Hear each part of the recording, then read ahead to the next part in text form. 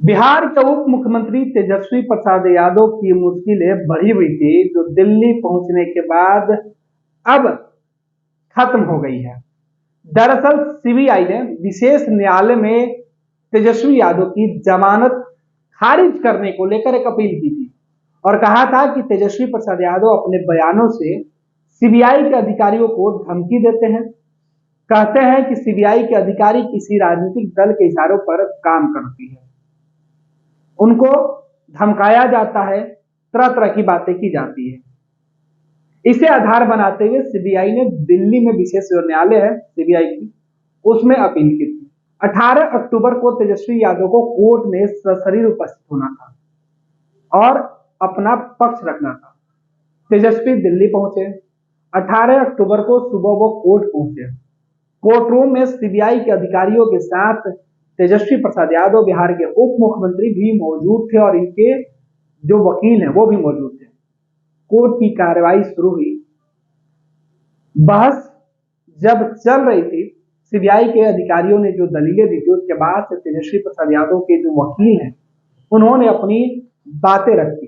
तेजस्वी प्रसाद यादव के तरफ से जो दलीलें दी गई थी और कहा गया कि सीबीआई के अधिकारी जिस तरीके से आरोप लगा रहे हैं उसमें कोई दम नहीं है।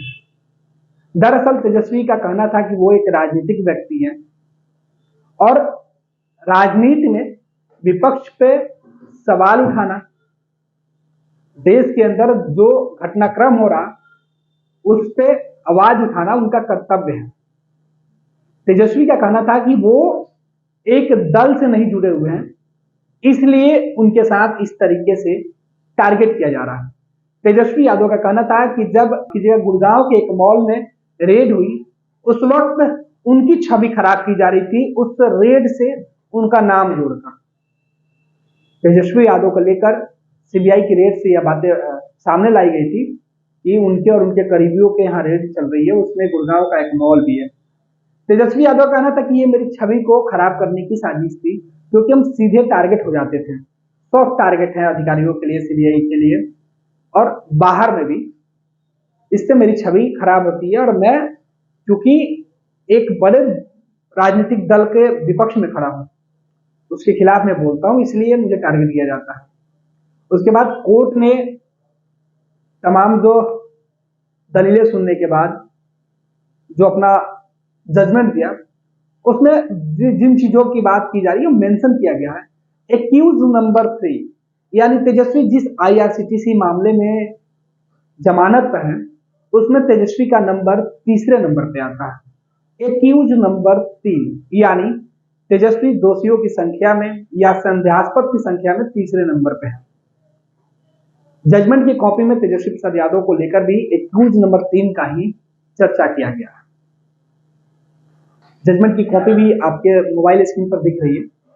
अब हम आपको बताते हैं कि जज के द्वारा यानी कोर्ट के द्वारा तेजस्वी यादव को लेकर क्या कुछ कहा गया। तेजस्वी यादव को लेकर कहा गया कि आप एक राजनीतिक व्यक्ति हैं, आप एक जिम्मेवार व्यक्ति हैं और जिम्मेवार पद पर बैठे हुए हैं। ऐसे में जब आप कहीं पे सार्वजनिक जगहों पर अगर कोई बात करते हैं तो शब्दों के चयन में ख्याल रखें।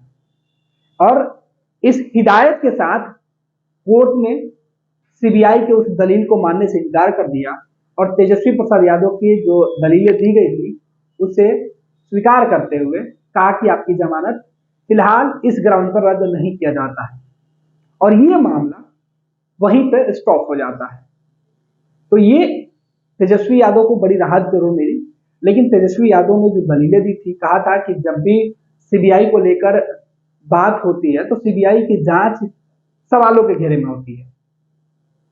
तेजस्वी प्रसाद यादव और उनके वकीलों के माध्यम से नरेंद्र मोदी जब गुजरात के मुख्यमंत्री हुआ करते थे, उनका भी बयान का हवाला दिया गया कि वो कैसे उस वक्त की जो सरकार थी उनके ऊपर आरोप लगाया था कि उस वक्त जो सीबीआई काम कर रही थी वो उस वक्त की सरकार के इशारों पर काम कर रही थी।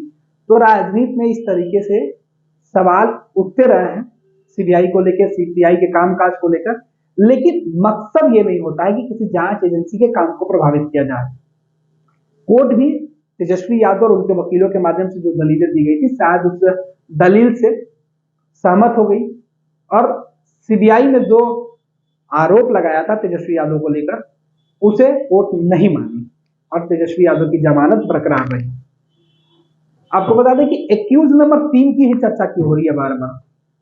कोर्ट के आखिरी जो जजमेंट की लाइन है उसमें साफ शब्दों में लिखा गया, एक्यूज नंबर 3 के प्रति वो जब भी बातचीत करें शब्दों का चयन करें। बिहार के उप मुख्यमंत्री की चर्चा की गई है एक्यूज नंबर 3 के साथ, यानी तेजस्वी यादव सीबीआई के केस में फाइल में एक्यूज नंबर 3 है। और पूरी जो जजमेंट की कॉपी वो भी हम आपको दिखा रहे हैं कि क्यों एक्यूज नंबर 3 की चर्चा की गई है और तेजस्वी प्रसाद यादव की मुश्किलें क्यों बढ़ी हुई थी। होमोबिस यही है कि सीबीआई को लेकर तेजस्वी यादव ने भले ही पटना में प्रेस कॉन्फ्रेंस कर उन तमाम आरोपों पर जिसमें कि तेजस्वी यादव की छवि खराब हो रही थी या उन तमाम मामलों में जिसमें तेजस्वी यादव का नाम बेवजह घसीटा जा रहा था, उसे लेकर जो सवाल उठाया था और उस सवाल के बदले सीबीआई ने जो दलीलें दी थी जमानत रद्द करने को लेकर, कहा था कि तेजस्वी यादव एक प्रभावशाली व्यक्ति बन गए हैं और वो सीबीआई के जांच को प्रभावित कर रहे हैं, कोर्ट इसे मानने से इनकार कर दी।